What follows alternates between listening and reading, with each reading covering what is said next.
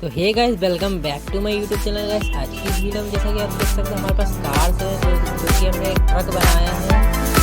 तो ट्रक जिसको कहते हैं, हम यहाँ से कार पे घूमने वाले हैं क्योंकि यहाँ पे नौपाला ये कार खड़ी है। तो चलिए हम इस कार को उठा लेते हैं और देखते हैं। हमने उठाने के लिए गेयर वाली मोटर यूज़ किया है ताकि कार जो है वो ऊपर उठ सके।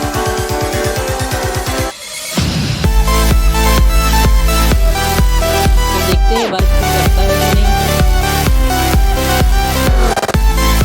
इसकी स्पीड ज़्यादा है लेकिन कंट्रोलिंग वो भाई जैसा वो काफ़ी ज़्यादा अच्छा वर्क कर रहा है अपना। तो चलिए हम कार को शो करते हैं आप।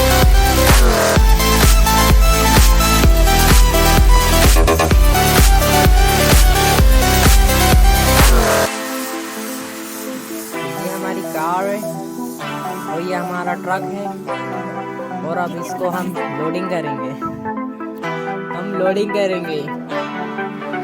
और पार्किंग में खड़े करके